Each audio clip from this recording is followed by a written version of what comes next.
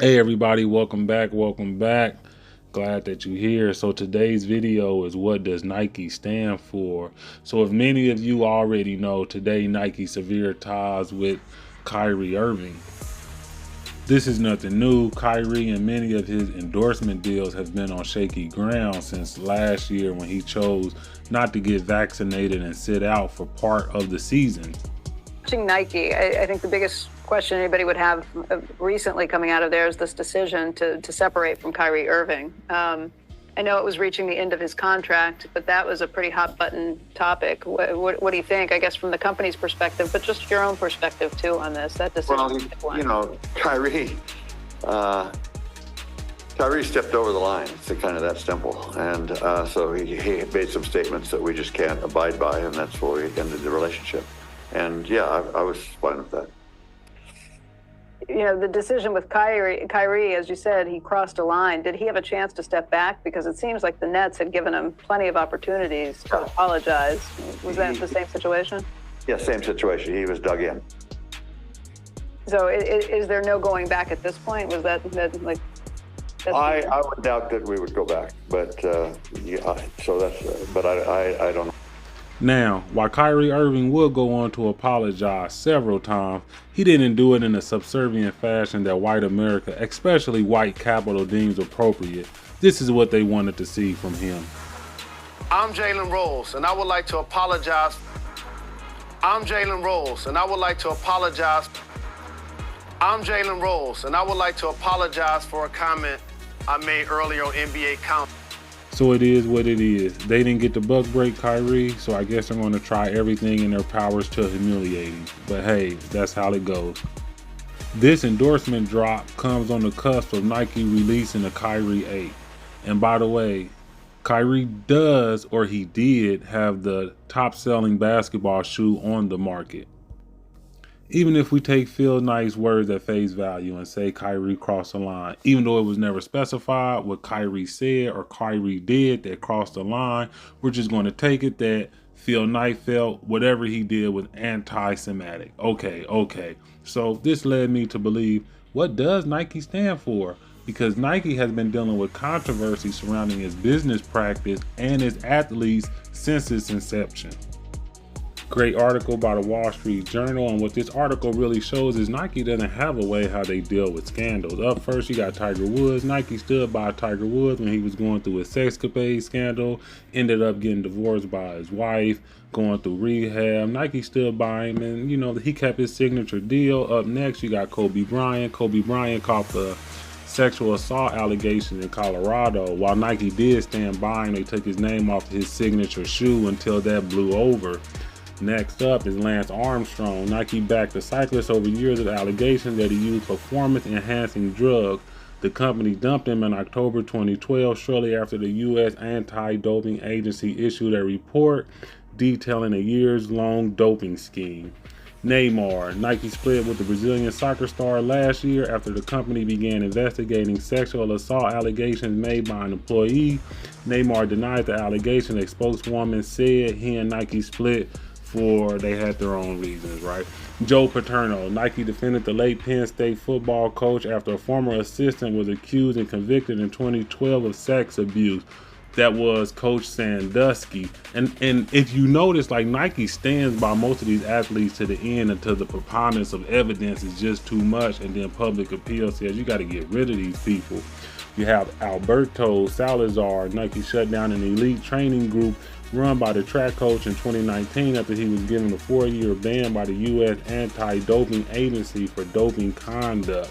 So, and Nike even says with him, if he wins his appeal, we'll bring him back. You got Michael Vick. Nike dropped Michael Vick after the dog fighting. Michael Vick does his time. He gets out and he goes on this worldwide apology tour. He's still on it. And then Nike, they picked him back up and they said, you've been a good boy.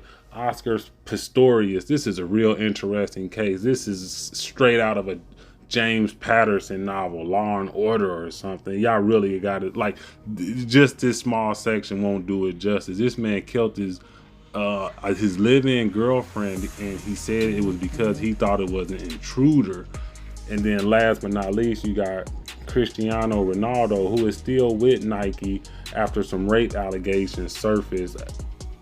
The minor issue is how Nike deals with the controversy that its athletes are involved with. The bigger issue here is, does the business of Nike align with the humanitarian value it tries to hold others by? In the 1980s, Nike closed all its American factories and outsourced its labor to Indonesia, China, Malaysia, Thailand, and Taiwan. This move allowed Nike to circumvent labor union requirements, one being the U.S. rubber shoe industry average of at least $6.94 per hour. Following Nike's move, activist Jeff Ballinger publishes an expose of one of Nike's sweatshops in Indonesia, and what he found there was low wages and poor working conditions. Harper's article chronicled a sweatshop worker named Sadisa, who worked on a production line with 150 other co-workers producing 1,600 pairs of Nikes a day. On Sadisa's pay stub, it showed 1 week she worked an additional 66 hours of overtime for a measly 2 cents an hour. In the late 90s, Jim Keedy would go to Indonesia and live in a camp of Nike sweatshop workers. What he found is that Nike workers made about $1.25 per day, lived in these small cement structures, 8x8, 9x9. The sewers was open. When it rained, the sewers would flood everywhere. Rats, roaches, 100-degree weather. Workers shared the same bathroom. They shared the same kitchen, the same well. The kids worked, they didn't go to school, and that they would play in these fields that had a bunch of rubber soles that was burned after they was thrown out of the Nike factories, which caused all kinds of cancer carcinogens. Upon Keedy's trip back to America, he would eventually track Phil Knight down on Nike's campus in Oregon, and he tried to set up a meeting to have a conversation with Phil Knight about Nike's humanitarian violation, and this is what Phil Knight had to say. I'm really concerned about the workforce in Indonesia. You know, I spent the summer there living with them and living on the wages that are paid to the factory workers. You worried about that? Yeah. Yeah, why don't you call my secretary? Let's do that. I did. I called Lisa last week. I called Beta. I called Dusty. I called Brad Feigl. I called Amanda. Maybe talk to somebody else. Maybe we talk to Dusty Kid. But, I mean, you're the guy. The buck stops with you, right? Yeah, it doesn't start with me though. I know, but I mean, I don't know who else to talk to. I Talk tried. to Dusty Kid. He doesn't want to talk to me. Well, and then I guess you're gonna get through that. But you're the man. I mean. After mounting protests nationally and worldwide, and Nike's bottom line being hurt, Phil Knight and Nike does what any capitalist would do. They lobby politicians. They hire Andrew Young, who went over to Indonesia and tried to do some bogus report. It didn't really work. So then Nike created the Fair Labor Association, and basically they created their own watchdog that reported back to them. And of course, through a massive PR campaign and buying up a lot of politicians, Nike was able to shift the narrative. But has anything changed? In China's northwest region, Xinjiang, one of the world's greatest humanitarian issues is taking place. Majority of the population in Xinjiang are Uyghurs, which is a Turkic ethnic group mostly made of Muslims. Xinjiang is an extremely resourceful region, producing 84% of the world's cotton, housing 40% of China's coal reserves, and producing 20% of China's oil and gas. For almost a century, China has been trying to get a hold of this region, especially now that it tries to expand its trade routes throughout the world. Chinese expansion into Xinjiang is led by Chinese dominant group called the Han, which are mostly a part of the Communist Party. Uyghurs have been protesting Han's unjust treatment of them and their land for some time. And in 2009, those protests turned violent. Riots broke out, pitting ethnic Uyghur Muslims against the dominant Han Chinese. One of the worst riots took place in the provincial capital of Urumqi.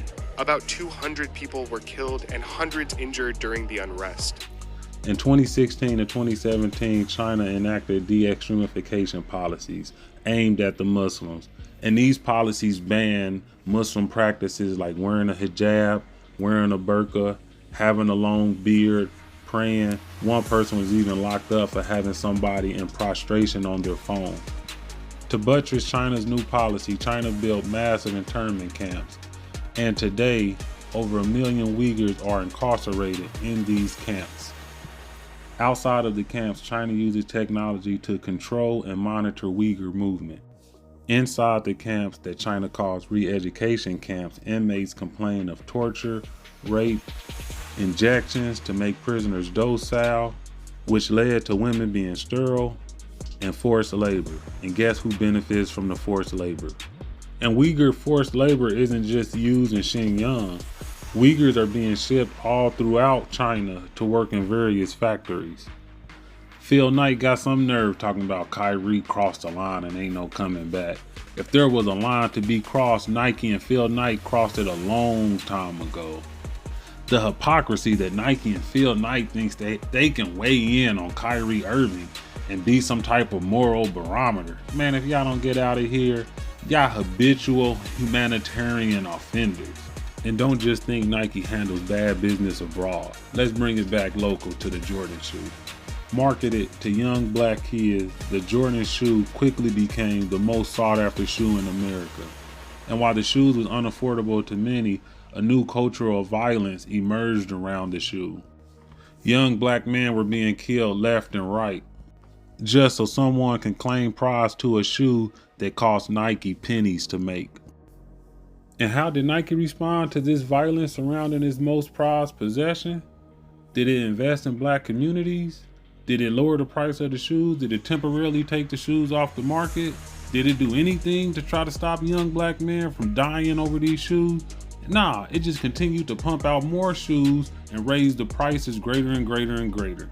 Nike only cares about its bottom line. Historically, Nike has always been on the wrong side of social justice issues.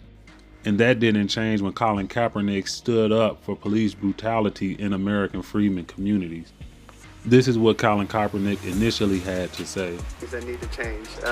One specifically is police brutality. There's people being murdered unjustly and not being held accountable. Cops are getting paid leave for killing people. Nike would later back Colin Kaepernick, but only after he stopped giving interviews and started popping up all across America dressed as Huey P. Newton, but not verbalizing the struggle. And when Nike and Colin Kaepernick would release his new Nike ad, one thing was missing. There was no mention of police brutality that Kaepernick initially took the knee for. Believe in something, even if it means sacrificing everything. When they talk about the greatest team in the history of the sport, make sure it's your team. If you have only one hand, don't just watch football, play it at the highest level. And if you're a girl from Compton, don't just become a tennis player. Become the greatest athlete ever. Yeah, that's more like it. So don't ask if your dreams are crazy. Ask if they're crazy enough.